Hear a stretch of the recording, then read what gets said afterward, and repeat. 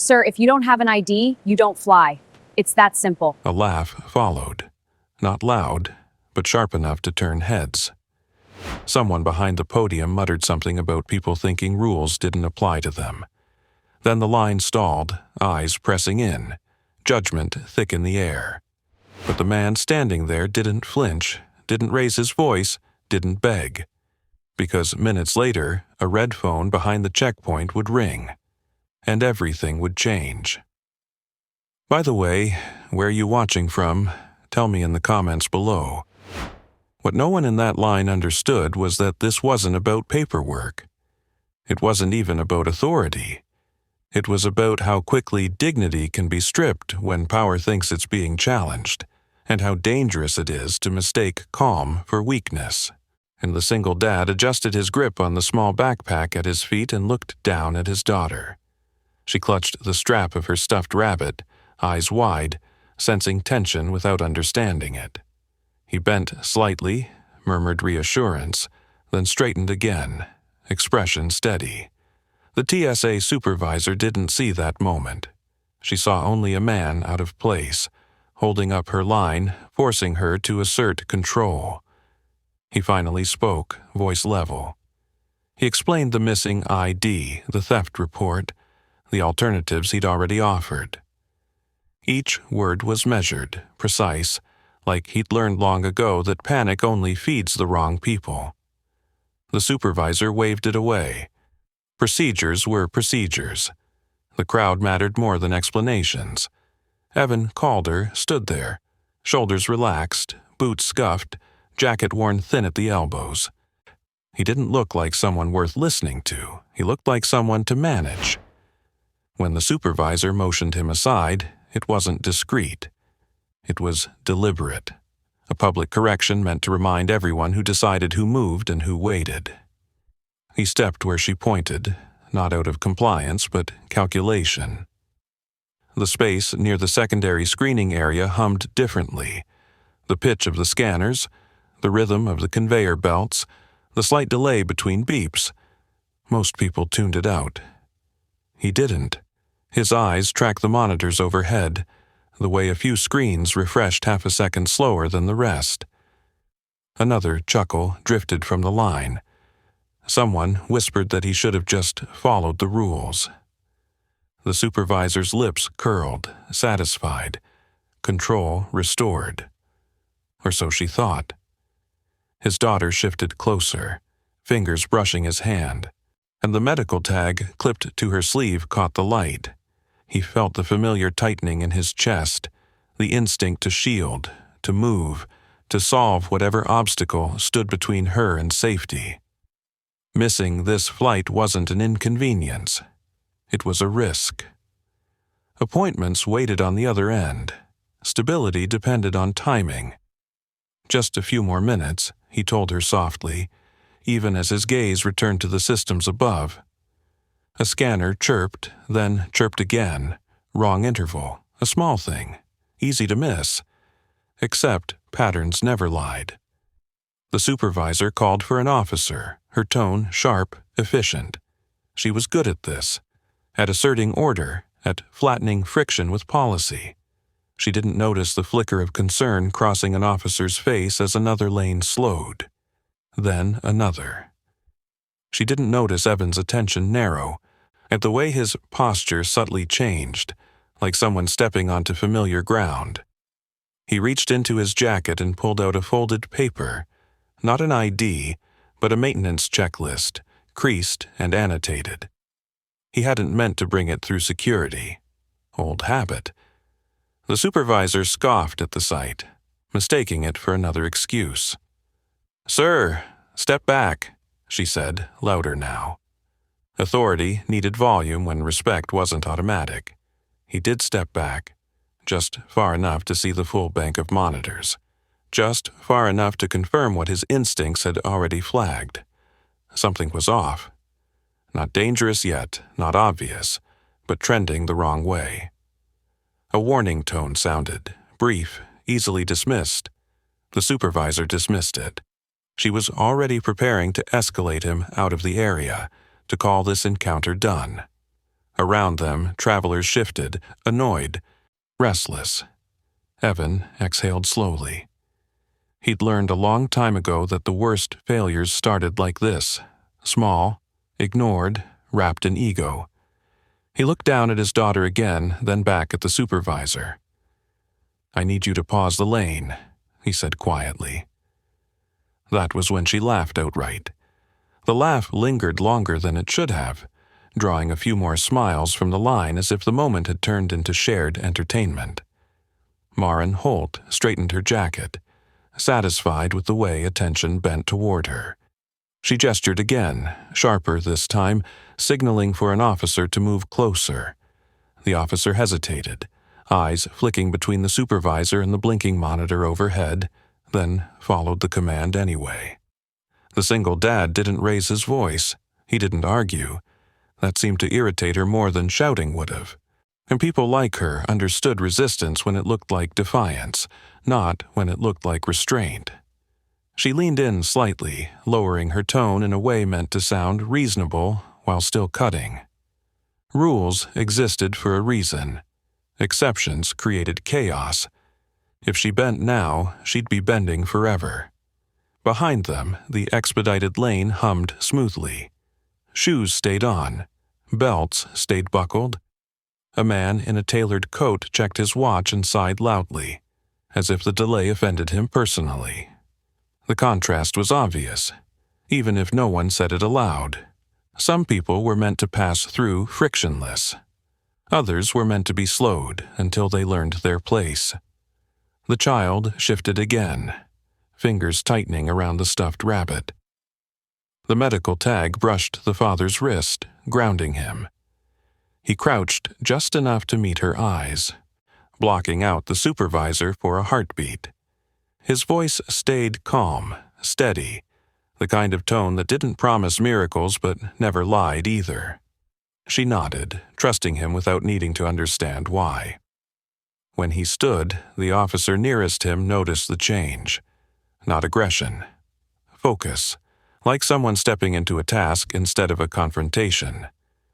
The officer cleared his throat, glanced back at Maren. "Ma'am, lane 3's throwing another delay." Maren didn't turn. "It'll clear," she said. Authority spoken like fact. It didn't clear. Another alert chimed, then another, stacking like mismatched beats in a song gone wrong. Travelers murmured, shoes scuffed. A ripple of irritation moved outward. Maren finally looked up, annoyance flashing across her face as she tapped her earpiece, murmuring for confirmation. Control was slipping in small, irritating increments. The father watched the screens without staring. He recognized the pattern now, clear as daylight. Not catastrophic yet, but heading there. He shifted his weight, positioning himself so he could see the auxiliary indicators reflected in the glass. Years ago, he'd learned how reflections could tell you what direct access couldn't. Maren noticed the movement. "Sir, you need to stay where you are," she snapped. "You don't have clearance to be monitoring anything." He stopped moving, met her gaze. "Then you should shut the lane," he said evenly, "because it's about to cascade." The word landed wrong. Too technical, too confident. A few heads turned again, curiosity edging out mockery. Maren bristled. She hated being challenged in front of an audience, especially by someone she'd already categorized. "We're not taking advice from passengers," she said, "especially ones who won't comply." The officer beside her shifted again, uncomfortable now. Another lane slowed. A child somewhere began to cry. The noise level rose, pressure building like static. Maren lifted her chin, preparing to escalate, to call for removal, to end this irritation decisively. That was when the red phone, silent for months, vibrated once on its cradle. It wasn't loud. It didn't need to be. The vibration carried weight. The officer nearest it froze. Maren's eyes flicked toward it despite herself. For a split second, uncertainty cracked her composure. She masked it quickly, turning back to the father as if daring the phone to interrupt her authority. It vibrated again. A murmur spread.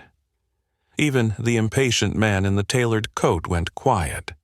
Marin reached for the phone, jaw tight, aware now of how many eyes were on her. She answered, posture stiff, voice clipped. As she listened, color drained from her face in increments, each second erasing a layer of confidence. Her gaze slid back to the man she'd laughed at, then to the monitors, then back again. The officer leaned closer, catching fragments, his expression shifting from confusion to disbelief. The father didn't move. He didn't smile. He simply rested a hand on his daughter's shoulder, grounding himself in the one thing that mattered more than being right. If you're still watching, subscribe so you don't miss how this turns, because moments like this don't end the way you expect. Marin lowered the phone slowly. The terminal seemed to hold its breath. She swallowed, then spoke again, quieter now, careful. "Sir," she said, "we need to talk." The space between them shifted the moment she said it. Not softened, not repaired, just altered, like a floor panel that no longer sat flush. The people in line felt it too, even if they couldn't name it. Conversation stalled, shoes stopped shuffling. The airport's constant noise dulled into a waiting hush. He didn't answer right away. He glanced down at his daughter, brushing his thumb against the edge of the medical tag clipped to her sleeve. Her breathing was faster now, shallow in that way he recognized instantly. Stress did that to her. Enclosed spaces, raised voices, the feeling of being watched. He adjusted his stance, angling his body just enough to shield her from the crowd. Marin Holt cleared her throat. "Sir," she repeated, firmer, as if authority could be reclaimed by cadence alone. "Step with me." This time, she didn't point. She waited. He followed, not toward the public desk where power liked to perform, but toward a narrow corridor marked "Staff Only." It was the kind of place travelers never noticed unless they were being escorted somewhere they didn't want to go. Fluorescent lights buzzed overhead. The air smelled faintly of metal and cleaning solvent. An officer walked a few steps behind them, uncertain whether this was an escort or a negotiation. Marin kept her back straight, shoulders tight, heels clicking sharply against the floor. She hadn't apologized. She hadn't explained. She didn't need to. Not yet. But the laughter was gone, replaced by calculation. They stopped near a wall of auxiliary panels, their surfaces worn smooth by years of maintenance hands.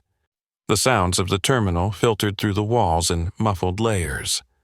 Marin turned, lowering her voice. "You're causing a disruption," she said. "And now my superiors are asking questions." He nodded once.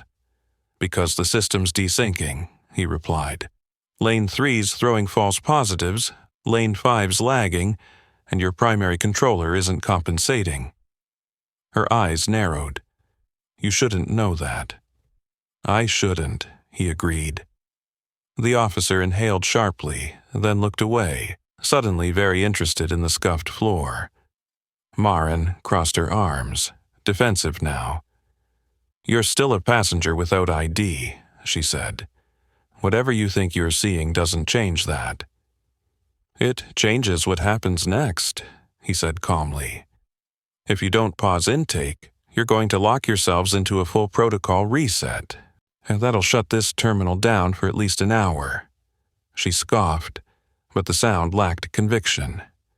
"And you know this how?" He didn't answer immediately. He reached into his jacket again, slower this time, deliberate. Marin tensed, hand lifting slightly as if to stop him. He pulled out the folded paper from before and smoothed it against the panel. Not an ID, not credentials, just a checklist, handwritten notes lining the margins, dates scribbled in the corner. "Because I've seen this failure mode," he said, more than once. She glanced at the paper, then back at his face, searching for something she could categorize. Con artist, hacker, overconfident amateur, none of it fit. He wasn't trying to impress her. He wasn't asking permission. He was stating an outcome. Behind them, a warning tone sounded again, sharper this time. The officer's radio crackled with overlapping voices. Another lane had stalled completely. Marin's jaw tightened. Pride warred with pressure. She was used to command, to clear hierarchies, to situations where authority solved uncertainty by force. This wasn't one of those situations, and she hated that she knew it. "What do you want?" she asked finally. "To get my daughter through safely," he said without hesitation, "and to keep your system from spiraling." She stared at him, then glanced down the corridor toward the terminal beyond. Too many people, too many witnesses. If she ignored him and he was right, the fallout would be undeniable. If she listened and he was wrong, she'd look weak. Her earpiece crackled again. A voice, tight with urgency, asked for a status update. She hesitated, then pressed the button. "Stand by," she said. "I'm assessing."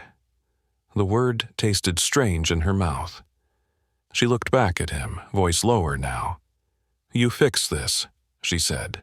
Not quite a challenge, not quite a plea. "And then we revisit your situation." "That's fine," he replied. "But we don't have long." She motioned toward the panel reluctantly. "What do you need?" He stepped closer, eyes scanning the indicators. His fingers hovered, not touching yet, as if mapping the system in his head first. He noticed the mismatched timestamps, the feedback loop no one else had flagged, the subtle drift that came from a firmware update layered over old hardware. He exhaled. "You've got a handshake failure between your biometric readers and the central controller," he said. "It's bouncing traffic instead of smoothing it." Marin swallowed. The officer's eyes widened. "You shut lane 3 and reroute intake," he continued. "Now, before it propagates." She hesitated for half a second. Then she nodded once, sharp and decisive, and barked the order into her radio. As the command went out, the noise beyond the wall shifted. Confusion, then movement. The system didn't collapse. It steadied, just slightly. He closed his eyes briefly, feeling the tension in his shoulders ease a fraction. This wasn't over, but the worst part had been stopped. For the first time since the checkpoint, Marin Holt looked at him not as a problem, but as a variable she hadn't accounted for. The terminal noise surged and settled like a restless animal that had decided, for now, not to attack. Lane 3 went dark. Officers redirected travelers with clipped instructions, their voices tight but controlled. Confusion rippled outward, but the feared cascade didn't arrive. Not yet. Marin watched the monitors as if they might contradict what had just happened. They didn't. The alerts stabilized, blinking slower, less urgent. Around them, the corridor felt smaller, charged with something neither authority nor protocol could fully explain. She turned to him again, studying his face more carefully this time. The worn jacket, the scuffed boots. The calm that hadn't cracked even when she'd laughed. None of it lined up with the clarity of what he'd just diagnosed. "You said you've seen this before," she said. Her tone had shifted, still guarded, but no longer dismissive. "Where?" He didn't answer right away. He crouched again, eye level with his daughter, checking her breathing, brushing a loose strand of hair from her forehead. She nodded when he asked silently if she was okay, though the rabbit's ear was twisted tight in her fist. Only then did he straighten. "Different systems," he said. "Same logic." "That's not an answer," Marin replied. "It's the one you need right now." Her lips pressed into a thin line. She was used to extracting compliance, not navigating ambiguity. Still, she gestured toward the panel. What else? He stepped fully into the space now, no longer hovering at the edge. His presence felt natural there, like a wrench set back into its proper slot. He traced the wiring path with his eyes, followed the logic through layers of hardware and software that most people never thought about once they passed through security. You've got a firmware patch compensating for hardware that should have been replaced 2 cycles ago, he said. It's masking latency until traffic spikes. When it does, the system can't decide which reader to trust. The officer behind them let out a low breath. That actually lines up with the service logs. Marin shot him a look, then back at the man. You've read our logs now too? He shook his head. Don't need to. Another alert chimed, then faded. The system was holding, but it was strained, like a muscle kept taut for too long. He could feel it, the way you felt vibration through a deck plate before anything visibly failed. If you keep intake rerouted without addressing the route, he said, you'll buy maybe 20 minutes. After that, you're back where you started. Marin's radio crackled again. A voice from operations asked if the disruption was contained. She hesitated, then answered honestly. Temporarily. Her finger hovered over the transmit button after she released it, as if unsure whether she'd just admitted weakness or demonstrated control. She lowered her hand slowly. What's the fix? She asked. He glanced at the clock mounted above the panel. Time mattered. His daughter shifted again, fatigue creeping into her posture. He felt it like a weight against his spine. You isolate the affected readers, he said. Run them on fallback logic until traffic drops. Then you roll back the patch and flag the hardware for replacement. Marin frowned. That's not standard procedure. No, he agreed, but it works. And you're confident? She pressed. He met her gaze. Enough to stand here while you do it. That landed. Confidence was easy when you could walk away from the consequences. Standing in the blast radius was something else entirely. She took a breath, squared her shoulders, and keyed her radio again. Orders went out. Precise, clipped. Officers responded with a speed that surprised even her.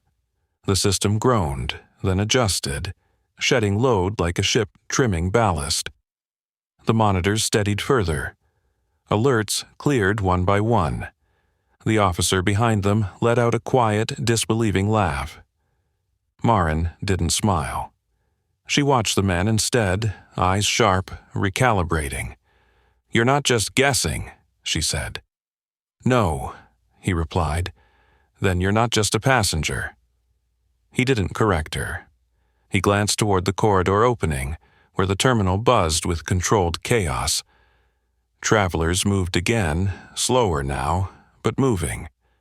The line that had laughed earlier had thinned, attention pulled elsewhere by inconvenience and relief.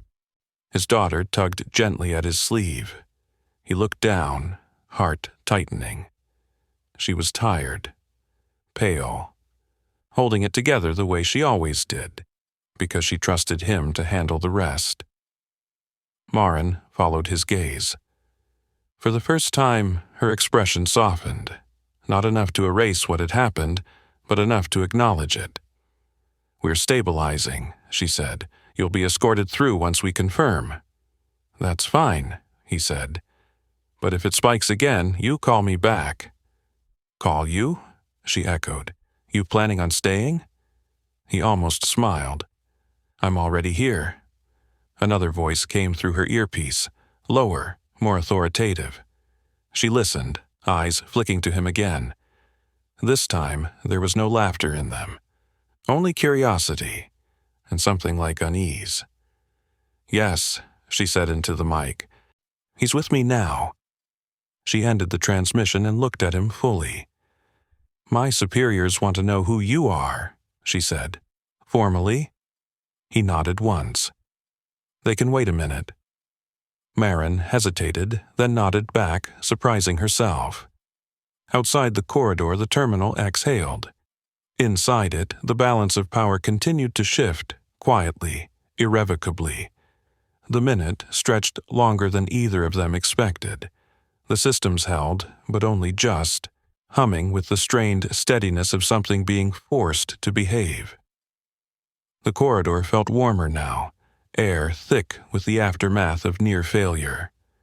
Somewhere beyond the wall, an announcement crackled over the terminal speakers, explaining delays in the careful language designed to sound reassuring without promising anything. Marin stayed still, arms crossed, eyes flicking between the monitors and the man beside her. Authority hadn't left her, but it had shifted. It no longer stood in front of her like a shield. It hovered behind her, asking questions she wasn't ready to answer. Her earpiece chimed again. She listened in silence this time, letting the voice on the other end speak longer than she liked. Her jaw tightened, then relaxed, then tightened again. When she finally responded, her tone was measured, controlled, unmistakably cautious. "Yes, I understand. He's contained. No, he hasn't accessed anything directly. Yes, I'll update you." She lowered her hand and exhaled through her nose. "They're escalating," she said, "which means if this goes sideways, it lands on me." He nodded. "That's usually how it works." She shot him a look, irritation flaring briefly. "You don't seem concerned." "I am," he replied, "just not about the same things." Before she could ask, a sharp chirp cut through the corridor. One of the auxiliary indicators blinked amber, then red, then amber again. Not a full alert, a warning, the kind that preceded bigger problems if ignored. He stepped closer to the panel, instinct taking over. His fingers hovered again, tracing invisible lines through circuitry and code. "There," he said quietly. "Your rollbacks fighting cached credentials." Marin frowned. "That shouldn't—" "It does," he interrupted gently. "Because the patch changed validation timing, the system's double-checking itself." The officer behind them leaned in despite himself. "Can you fix it?" He shook his head once. "Not directly, but I can tell you how to let it fix itself." Marin hesitated. This was the line. In the moment where procedure either bent or snapped, she glanced toward the corridor opening again, where an airport operations manager now hovered, clearly trying not to look like he was eavesdropping. Too many eyes, too much at stake. "Talk," she said. "Clear the cache manually on the affected readers," he replied. "Stagger it, 30-second intervals. If you do them all at once, you'll spike load again." "That's not in our playbook," she said. "It's in mine." She studied him, really studied him, as if searching for the outline of the person who could speak like that without bluster. Whatever she saw made her decision for her. She raised her radio and issued the order, voice steady, no room for debate. The next 2 minutes passed in near silence. Indicators flickered, then stabilized. The amber light vanished. The system settled into a smoother rhythm, like breathing evening out after a sprint. The officer let out a breath he'd clearly been holding. "It worked." Marin didn't look away from the panel. "It's holding," she corrected. Then quietly, "Good call." The words surprised both of them. A ripple of movement echoed from the terminal beyond as lanes reopened in stages. The tension that had gripped the space loosened, replaced by a low murmur of resumed travel. The crisis, at least this part of it, had passed. He stepped back, rolling his shoulders slightly, fatigue creeping in now that the immediate pressure had lifted. His daughter leaned against his leg, eyes heavy. He bent, scooped her up carefully, feeling the familiar ache in his arms and the familiar resolve in his chest. Marin watched the gesture, something unspoken shifting behind her eyes. She cleared her throat. "Operations is sending someone down," she said. "Senior level." He nodded. "Figured." "They'll want statements," she added. "Credentials, explanations." "Also figured." She hesitated, then said, "For what it's worth, I misjudged you." He met her gaze, expression neutral. "For what it's worth," he replied, "you're doing better now." The operations manager finally stepped into the corridor, flanked by another official in a suit that didn't belong anywhere near wiring panels. Their eyes went immediately to him, then to Marin, then back again. The shift was subtle, but unmistakable. The undercurrent of assumption had changed. As they approached, the red phone vibrated once more on the desk behind Marin, then went still. No one laughed this time. "If you're still here, make sure you're subscribed, because what happens next isn't just about fixing a system, it's about who gets believed when things go wrong." Marin straightened as the official stopped in front of them. "This is the individual I told you about," she said. Her voice was professional, but there was no dismissal in it now. He adjusted his grip on his daughter, feeling the weight of the moment settle in. The technical crisis had revealed something larger, something harder to reset than a security system. The officials exchanged a look. One of them nodded slowly. "Sir," he said, "we need to ask you a few questions." He held their gaze, calm as ever. "Go ahead." Behind them, the terminal flowed again, unaware of how close it had come to grinding to a halt.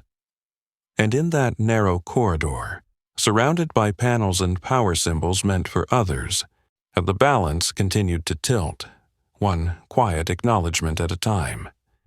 The operations manager introduced himself with a clipped nod, posture tight with urgency rather than ego.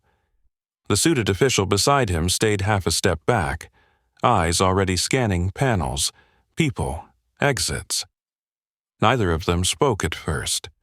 They were listening, to the hum of stabilized systems, to the quiet that followed averted disaster. Marin gestured toward the panels. "We had a cascading failure risk," she said. "He identified it. He guided the mitigation." The manager's eyebrows lifted slightly. "You're saying a passenger intervened?" He answered before Marin could.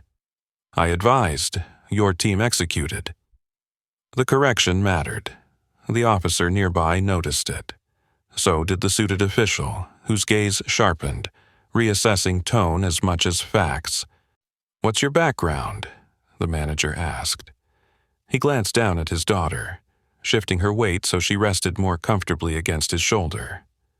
"Avionics," he said. "Engineering, systems integration." The suited official's pen paused midair. "Where?" He hesitated, not because he couldn't answer, but because answers carried consequences. The terminal noise pressed in again as a backdrop, a reminder that this conversation existed in public space, however narrow the corridor. "Air Force," he said finally. "Former." Silence followed, heavy and immediate. It wasn't reverence, it was recalculation. The manager's shoulders eased a fraction. The suited official straightened. Marin felt it too, the shift she could no longer control. Authority didn't vanish. It redistributed. "Do you have identification?" the manager asked. Professional, but cautious. "Not on me," he replied. "Reported stolen yesterday." The manager nodded, accepting it without commentary. "We can verify." "You already did," he said calmly, when the red phone rang. That landed harder than any credential. The suited official's eyes flicked to Marin, then back. "He's right," he said. "We cross-checked clearance status when the anomaly flagged." Marin stiffened. She hadn't known that detail, not fully. The laughter from earlier echoed in her memory, sharp and misplaced. The manager looked at her. Why wasn't he expedited immediately? Maren inhaled slowly. This was the moment she'd feared. The one where public exposure didn't come with spectacle, just consequence. Because I followed procedure, she said, and I made assumptions. The manager held her gaze, then nodded once. Understood. He turned back to the father. You prevented a shutdown, he said. That affects thousands of travelers. I prevented a spike, he corrected. Your team did the rest. The suited official scribbled, then paused. Your clearance status, he said, was never fully sunset. You're still flagged as consult capable in certain scenarios. That's news to me, he replied. It won't be after today. A low announcement rolled through the terminal, confirming delays were resolving. Applause broke out somewhere distant, scattered, confused, but real. Someone had seen enough to feel relief, even if they didn't know why. The manager glanced toward the sound, then back. We're going to escort you through, he said. Immediately. Maren nodded, stepping aside without being asked. The corridor felt different now, less like containment, more like passage. As they moved, officers along the way straightened, curiosity flickering across the faces that had earlier held amusement. Word traveled fast in places like this, not in details, but in tone. Something important had happened. Someone important had been overlooked. At the checkpoint, the line had reformed. Travelers glanced up as he approached, some recognizing him, others sensing significance without context. The supervisor who'd laughed earlier kept her eyes forward, jaw tight. The manager addressed the nearest officer. Process them, he said. No qualifiers. The officer nodded, efficient, respectful. Shoes stayed on. Bags passed through. The medical tag was acknowledged without fuss. His daughter relaxed against him, tension draining in small increments. Maren stood back, watching. When his gaze met hers, she didn't look away. She nodded once, a restrained acknowledgement that carried weight because it cost her something. They cleared the checkpoint in moments. On the other side, the manager stopped him. We'll need a formal report, he said. And your contact information. He nodded. I'll cooperate. The suited official added, and for what it's worth, thank you. He adjusted the backpack on his shoulder, grounding himself in routine. Just doing what I know how to do. As they walked toward the gate, the terminal noise swelled again, normalizing. But the looks followed him now, no laughter, no dismissal. Recognition, incomplete but sincere. Behind them, Maren exhaled slowly, the sound of someone recalibrating her own system. Public exposure hadn't humiliated her. It had corrected her. Ahead, the gate agent waved them forward. A boarding was underway. His daughter stirred, eyes opening briefly, then closing again as he held her close. The airport moved on, but the memory wouldn't.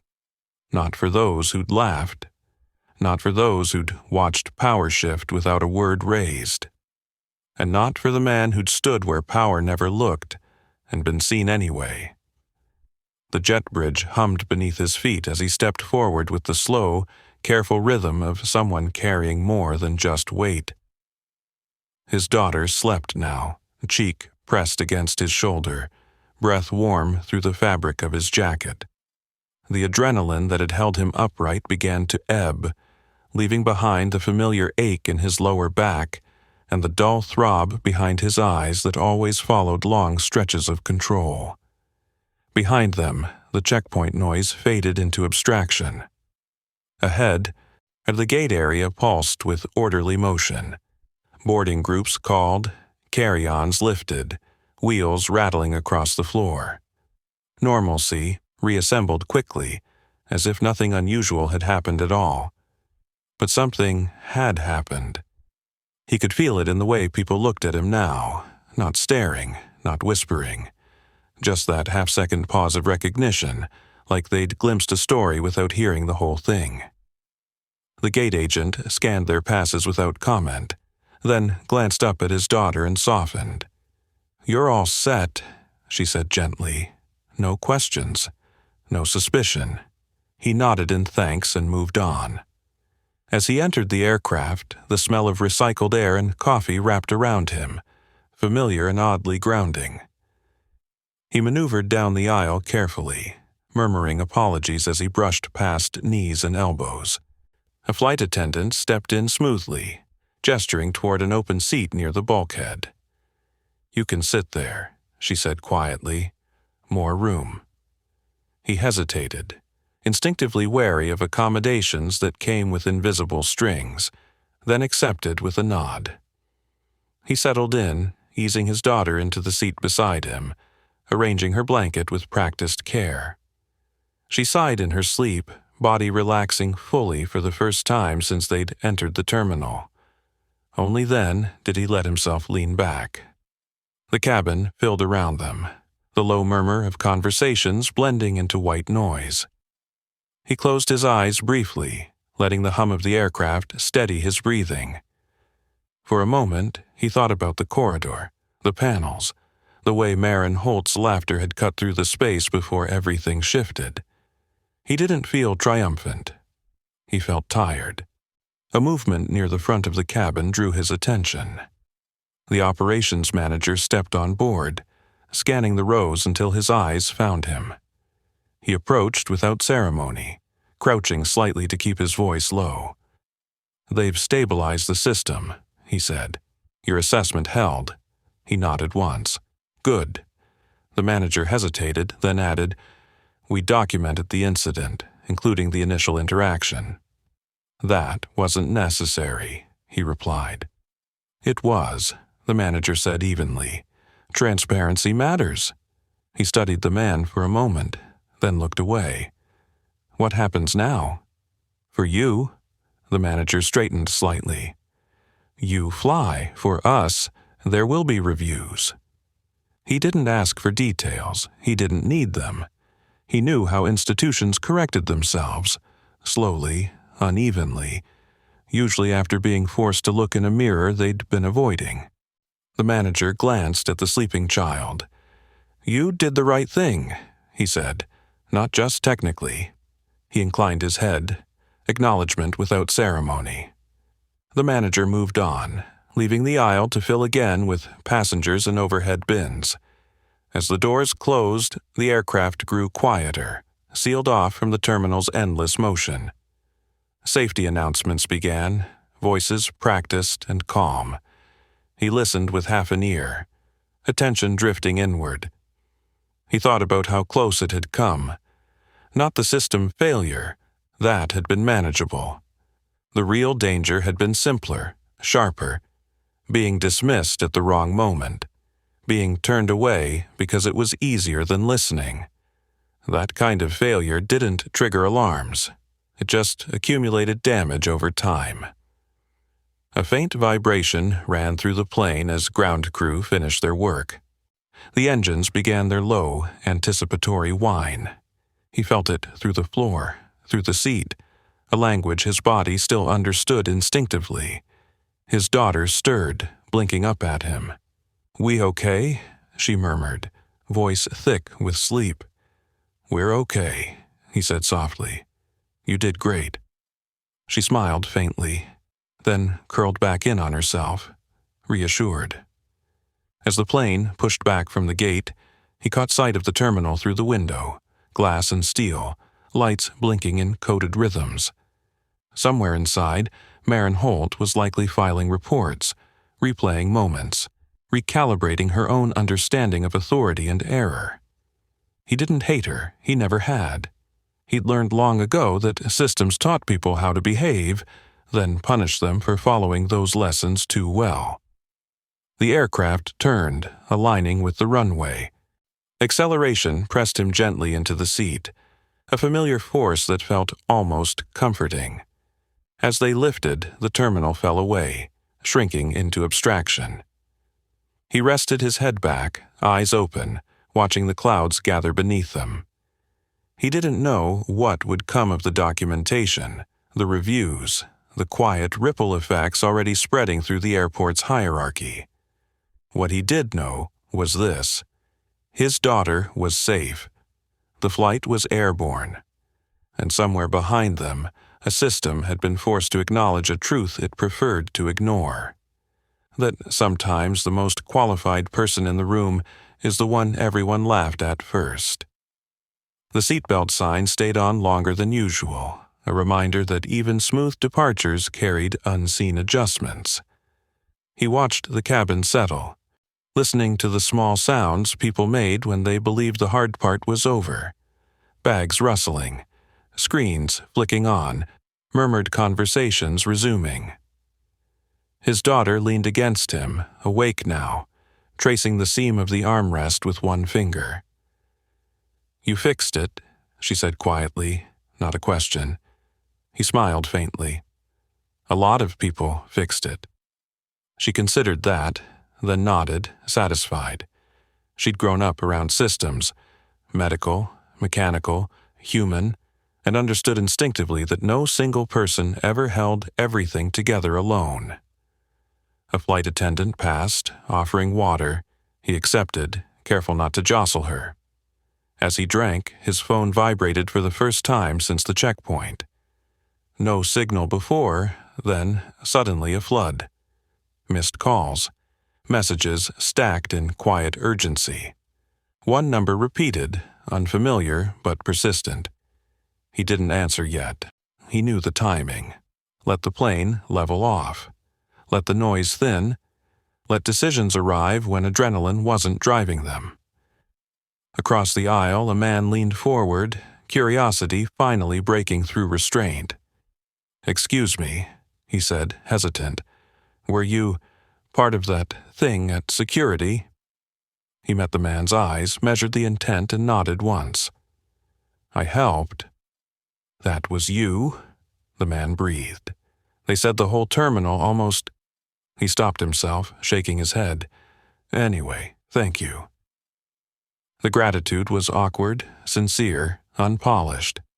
He accepted it with a small nod, then looked away, not interested in becoming a story passed down the cabin. The plane leveled off. The seatbelt sign chimed off. He reached into his jacket pocket and finally checked the messages. One stood out. Short, precise, from a government domain he hadn't seen in years. "We need to update your consult status. Call when able." He exhaled slowly. There it was, the quiet aftershock. Fixing the system had never been the end. It was an opening. His daughter watched his face. "Is it bad?" "No," he said honestly, "just complicated." She grinned. "You're good at complicated." He laughed softly despite himself. When he called the number, he kept his voice low. The person on the other end didn't waste time. They thanked him. They confirmed what he already knew, that his prior clearance, dormant but not erased, had flagged automatically when the anomaly hit certain thresholds. The red phone hadn't rung because of who he was. It rang because of what he knew how to do. "We'd like to formalize things," the voice said. "Consult basis, remote when possible." He looked at his daughter, at the way the cabin light caught the edge of her blanket. "I'm not relocating," he said. "That won't be necessary." He listened, asked a few questions, clarified boundaries. When he ended the call, the knot in his chest loosened slightly. Options mattered. Control mattered. Across the aisle, the curious man caught his eye again and gave a small thumbs up, as if they now shared a secret. He returned the gesture politely, then turned back to his daughter. "You hungry?" he asked. She nodded enthusiastically. As he flagged the attendant, he thought about the corridor again. Not the panels or the alerts, but the look on Maren Holt's face when authority had failed her, and adaptation had saved her. That moment mattered more than any report. It was the moment preparation began. Not just for systems, but for people. If you're still with us, make sure you're subscribed, because the next shift isn't loud, it's strategic. The food arrived. He helped his daughter open the tray, watching her appetite return. Normal rhythms reasserted themselves, and with them, space to think. The documentation, the reviews, the quiet emails that would follow, none of it would be immediate. Institutions moved slowly after being startled, but they did move. He drafted a short note on his phone, outlining the failure mode they'd encountered and the interim safeguards that should be standardized. Not a report, a roadmap. He sent it to the contact who'd called, then set the phone down. The plane cruised steadily now, sunlight breaking through the clouds in long, clean bands. He felt the exhaustion settle deeper, but beneath it ran something steadier than adrenaline: resolve. Whatever came next wouldn't be about proving anything. It would be about preventing the next laugh, the next dismissal that carried consequences people never saw until it was too late. His daughter finished her meal and leaned back, content. "Can we watch something?" "Sure," he said, pulling up the screen. As the cabin dimmed slightly and the flight settled into its long arc, he allowed himself one final look out the window. Somewhere below, systems hummed, people moved, and authority assumed it understood the world it governed. He knew better now. And soon, quietly, so would they. The cabin lights dimmed further as the flight settled into its cruise altitude, the steady drone of engines becoming a background constant. He adjusted the blanket over his daughter, careful not to wake her as her breathing evened out again. With the immediate urgency gone, his thoughts had space to roam, and they kept circling back to the same truth. The crisis wasn't over, it had simply changed shape. He reopened the note he'd sent earlier, rereading the clean, technical language. No emotion, no blame, just cause and effect. That was how systems learned, if they learned at all. He added a final line, something about training protocols for frontline supervisors, then stopped, fingers hovering. He deleted it. That part wasn't his to dictate. Not yet. Across the aisle, the curious man had fallen asleep, head tilted awkwardly against the window. The rest of the cabin had found its rhythm, the quiet intimacy of strangers sharing air and time. He let himself sink into the seat, closing his eyes briefly. Listening to the aircraft speak in vibrations and pressure shifts he still understood instinctively. When his phone buzzed again, he felt it before he heard it. Another message. This one longer. It confirmed the consult arrangement in writing, outlined compensation, expectations, boundaries.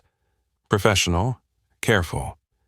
It also mentioned an internal review already underway regarding public-facing conduct and escalation protocols. He read that line twice. This was the preparation phase, he realized. Not his, he was always preparing, but theirs. Institutions didn't change in moments of crisis alone.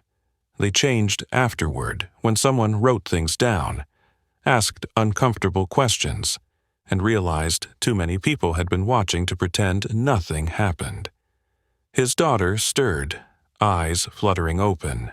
"You thinking hard again?" she murmured. He smiled. "A little. Is that okay?" "It's how I make things safer."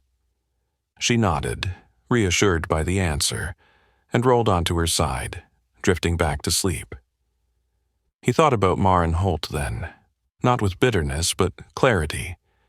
He'd seen that look before, in officers and executives and managers who realized too late that authority without understanding was brittle. She hadn't doubled down when the evidence mounted. That mattered. It didn't erase what happened, but it changed what could happen next. The plane hit a pocket of light turbulence, a brief shudder that rippled through the cabin. A few passengers gasped, then laughed at themselves when it passed. He didn't flinch. He'd learned long ago that panic rarely correlated with actual danger. Another memory surfaced uninvited. A briefing room years ago, screens lit with data. A senior officer dismissing a junior analyst's concern because it didn't fit the model. The failure that followed had cost more than pride. He pushed the memory aside, focusing on the present. Preparation, he reminded himself, wasn't about revenge. It was about resilience. He opened a new note, this one personal, a list, not tasks but principles, things he'd learned the hard way. Listen first, watch patterns, not noise, never assume calm means ignorance. He stopped after the third line, feeling the weight of it settle. The flight attendant passed again, checking seatbelts, offering a quiet smile when she saw his daughter asleep. "Let me know if you need anything," she whispered. "Thank you," he replied. As the hours stretched on, the cabin lights shifted subtly to mimic dusk. Outside, the sky deepened into layered blues and grays. He felt the fatigue fully now, heavy but earned, the kind that came after doing exactly what was required and nothing more. His phone buzzed one last time. A short message from the operations manager at the airport. "Reviews are moving fast. Just wanted you to know." He considered replying, then typed simply, "Appreciate the update. Glad it stabilized." He set the phone aside and rested his head back, eyes open, watching the ceiling panels glow softly. Somewhere below them, the airport continued its endless cycle, systems humming, people moving, authority reasserting itself in familiar patterns. But there would be a difference now. Small at first. A training module adjusted. A supervisor reminded to pause before laughing. A red phone taken a little more seriously. That was how change really happened. Not with applause, but with preparation layered quietly over time. As the aircraft began its gradual descent, he felt the familiar shift in pressure, the subtle cue that another transition was underway. He straightened slightly, instinct kicking in, checking on his daughter as she stirred awake again. "We landing?" she asked sleepily. "Soon," he said. "You did great today." She smiled, proud, without fully knowing why. The plane banked gently, lights from the city rising to meet them. He looked out the window, watching the grid sharpen into detail. Somewhere down there, more systems waited, more people, more moments where someone would be judged too quickly. He couldn't be everywhere, he knew that. But he could be ready when it mattered. And sometimes, that readiness was enough to tilt the balance before anyone else realized it was even in play. The wheels touched down with a muted thump, the cabin filling with the familiar sounds of arrival. As reverse thrust roared and the aircraft slowed, he felt the long arc of the day close, not with finality, but with intention. This wasn't the end of the story, it was the setup. The aircraft rolled to the gate with a tired shudder, metal settling into stillness as the engines wound down. Applause rippled briefly through the cabin, less for the landing than for the release of hours spent contained. He waited, patient as ever, letting the aisle clear before standing. His daughter stretched, blinking up at the overhead bins as if waking in a new place. "Okay," she said softly. "Now what?" "Now we walk," he replied. Simple answers mattered after long days. As they stepped into the jet bridge, the air changed, cooler, sharper, carrying the faint scent of fuel and rain. He adjusted the backpack, lifted his daughter again when the crowd thickened, instinctively placing himself between her and the press of bodies. The terminal opened up ahead, bright and busy, the familiar choreography of arrival unfolding. What he didn't expect was the pause. Just beyond the gate, 2 airport officials stood waiting, not blocking, but unmistakably positioned. One wore operations insignia. The other carried a slim tablet and the posture of someone used to documenting outcomes. Travelers flowed around them, barely noticing, but the official's attention fixed on him immediately. "Sir," the operations official said, respectful, low-voiced. "Welcome." He nodded, slowing his pace but not stopping. "Is something wrong?" "No," the official replied quickly. "Quite the opposite. We just need a moment if you're willing." He glanced at his daughter, then back. "As long as it's brief." They stepped aside into a wide corridor bordered by glass walls overlooking the apron. Planes moved below like patient animals. The sounds of arrival softened into a distant hum. The official gestured to a bench. He remained standing. The tablet carrier spoke this time. "We're finalizing the incident report from earlier today. There were discrepancies in how the initial interaction was handled." He waited. Silence was still his most effective tool. The operations official continued. "We're conducting immediate corrective action. That includes retraining and formal notation." "For who?" he asked evenly. The official hesitated, then answered honestly.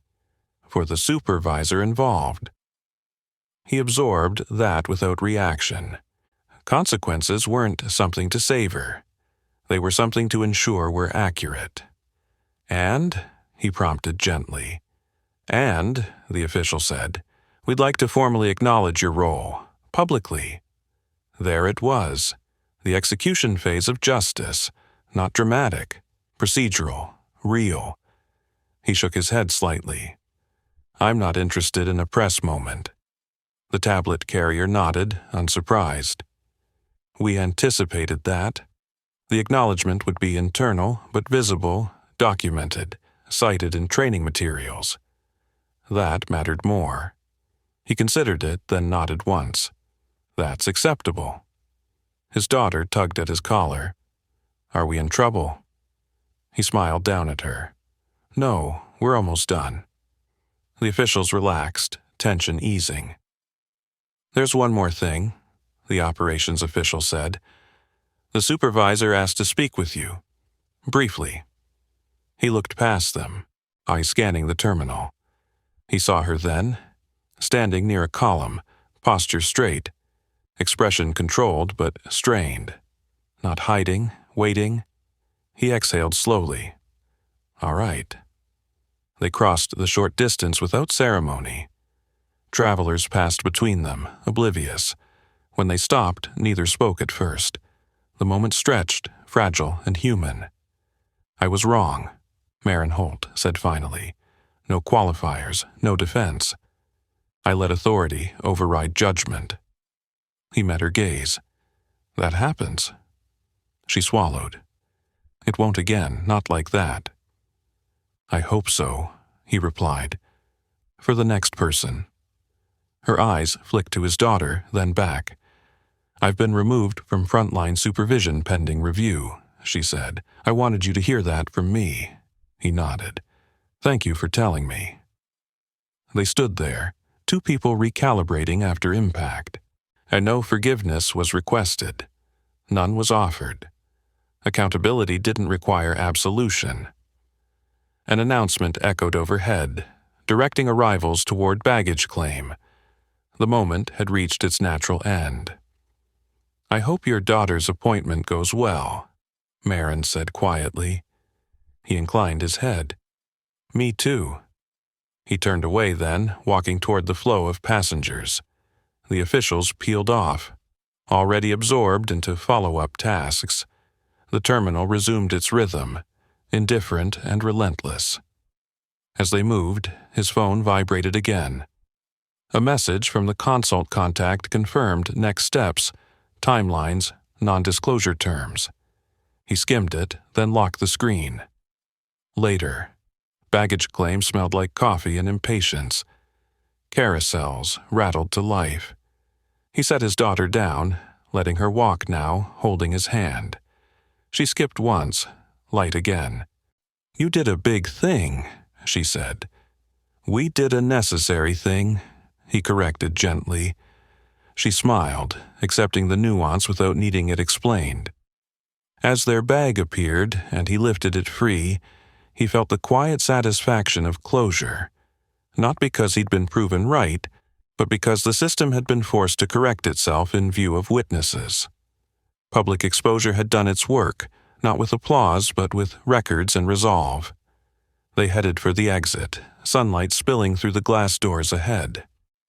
Outside, rain had begun to fall, soft and steady, washing the tarmac clean. He stepped into it without hesitation, pulling his jacket tighter around his daughter, and walked on, already preparing for whatever came next. The rain followed them into the parking structure, echoing against concrete in uneven rhythms. He adjusted the strap of the duffel on his shoulder and guided his daughter toward the elevator, the day finally beginning to loosen its grip. The terminal behind them kept moving, already absorbing the incident into memory. But the weight of it hadn't vanished. It had simply settled into quieter places. Inside the elevator, fluorescent lights hummed. A family stepped in beside them, talking about baggage delays, unaware of how close the airport had come to a very different kind of interruption. He leaned back against the wall, letting the vibration of descent ground him.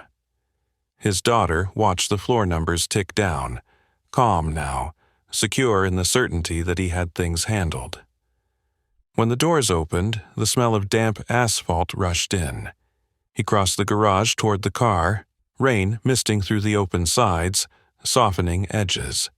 As he unlocked the door and settled his daughter into her seat, his phone buzzed again. This time, it wasn't official. It was a message from an unfamiliar internal address, brief and carefully worded. "Thank you for today. I needed the correction." M.H. He stared at the screen for a moment, then slipped the phone back into his pocket without replying. Some acknowledgments didn't require answers. They required follow-through. The drive out of the airport was slow, traffic thick with arrivals. Windshield wipers traced steady arcs as he merged onto the highway. His daughter hummed softly in the back seat, a tune she always made up when she was tired but content. The sound eased something tight in his chest. As miles passed, he replayed the day. Not the humiliation, but the moments that had mattered afterward, and the hesitation before Marin issued the order, the officer's quiet trust, the way authority had paused just long enough to let competence speak. Those were the cracks where change entered. He knew how easily it could have gone the other way. One more laugh, one more dismissal. A supervisor, too, invested in being right to notice being wrong. The system would have failed quietly, and the blame would have landed on someone without power to deflect it. That hadn't happened. Not today. They stopped at a rest area an hour later. He helped his daughter out, stretching stiff muscles, breathing in the cool air. Inside the small cafe, a television murmured with local news. He ordered something warm, something simple, letting normalcy stitch itself back together. As they sat, he checked his phone again. A longer message had come through from the consult contact, outlining expectations for the coming weeks. Virtual briefings, documentation review. No emergencies unless requested. Boundaries clearly defined. He read it carefully, then accepted. This wasn't a return to a past life. It was a controlled re-entry, shaped around the life he'd built since. Around school schedules and appointments and nights spent double-checking homework instead of schematics. The system would get his expertise. His daughter would keep his priority. When they finished eating, she looked up at him. "Are you going to fix airports now?" she asked, half joking. He smiled. "Sometimes. Mostly I'll help people avoid breaking them." She laughed, then grew serious. "They were mean. They were careless," he corrected gently. There's a difference. Did they learn? He thought about that, about Marin's message, about the reports already moving through channels. Some of them did, he said. Enough to matter. They got back in the car, the road stretching ahead in long, reflective lines. The rain eased as they drove, clouds thinning until late sunlight broke through in pale bands. He felt the fatigue return, heavier now, but clean. Hours later, as the city they called home came into view, his phone buzzed one last time. A brief notification from the airport authority confirming the internal acknowledgement had been finalized. Training updates scheduled. Documentation archived. He deleted the notification after reading it. The car turned onto familiar streets, houses lining the road like quiet sentinels. He pulled into their driveway and shut off the engine, sitting for a moment in the sudden silence.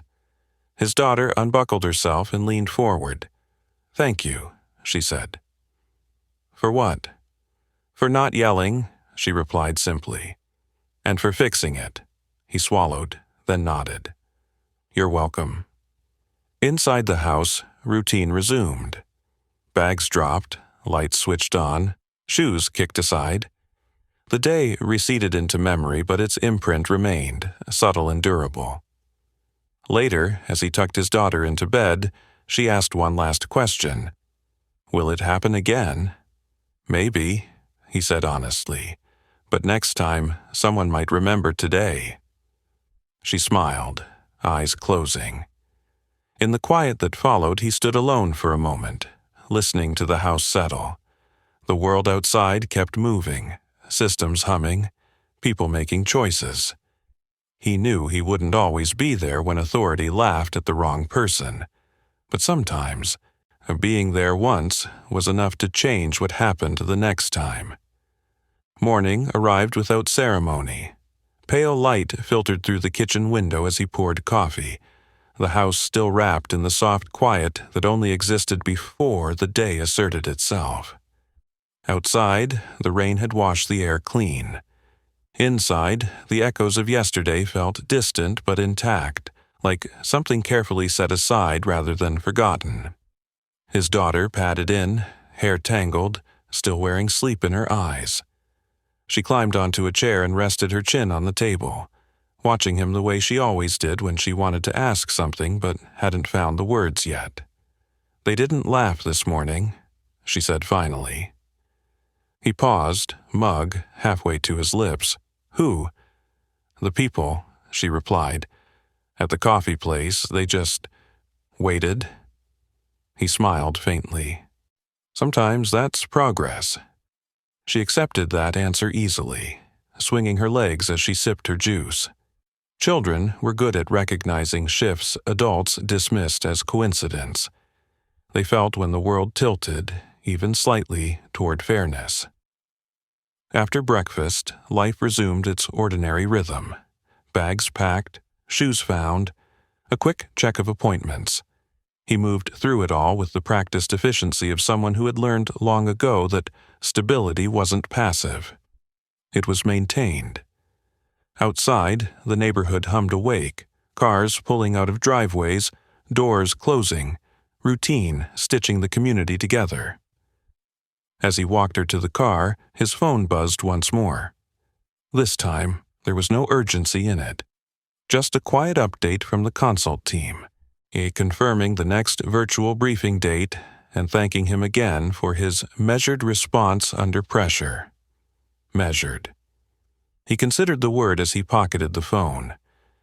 It wasn't how the moment had felt from the inside, but maybe that was the point. Control didn't need to be loud to be effective. At the clinic, he watched his daughter disappear through the door with a nurse, her stuffed rabbit tucked under one arm.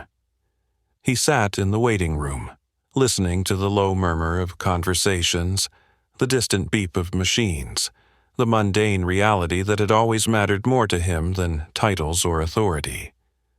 No one there knew what had happened at the airport. No one cared. And that was fine. When the appointment ended, the doctor smiled, reassuring. Progress noted. Adjustments made. Another small win in a long series of necessary ones.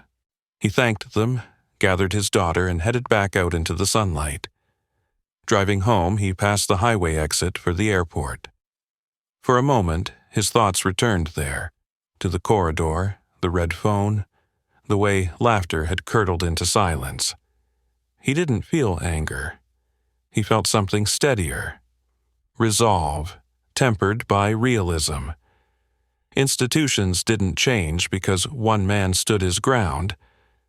They changed because moments like that were recorded, remembered, and quietly referenced the next time someone reached for arrogance instead of curiosity. Yesterday had become part of a file now, a training example, a footnote in a manual someone would skim someday. That mattered. At home, he unpacked groceries, folded laundry, answered a few emails. Life, unglamorous and relentless. In the afternoon, he logged into the consult portal, reviewed a preliminary report, and left concise comments. No grand speeches, no lectures, just clarity. Later, as the sun dipped low, his daughter sprawled on the living room floor, drawing. She held up the paper proudly. It showed a plane, a small figure holding a child's hand, and a big red phone off to the side. "That's you," she said, "and that's the phone." He laughed softly. "Is it?" She nodded. "It only rings when someone really needs help." He considered that, then nodded back. "That sounds right." As evening settled, he stood at the window, watching the sky darken. Somewhere, planes lifted and landed. Somewhere, supervisors made decisions. Somewhere, someone was being judged too quickly. He couldn't control all of it. He never had. But he could keep doing what he'd done yesterday, paying attention, staying calm, stepping forward when systems failed and people froze. That was enough. Before the day ended, he checked his phone one last time. No new messages, no emergencies, just silence, the good kind. He set the phone down and turned off the light, the house settling around him once more. Tomorrow would come with its own demands, its own quiet tests. He would meet them the same way he always had, present, prepared, unshaken. Now, I want to hear from you. What should the next story title be? Subscribe and don't miss our next story. The judge smirked at the single dad in court until a veteran in the gallery slowly stood up. Trust me, you'll feel it. And tell me in the comments, what injustice should we tackle next?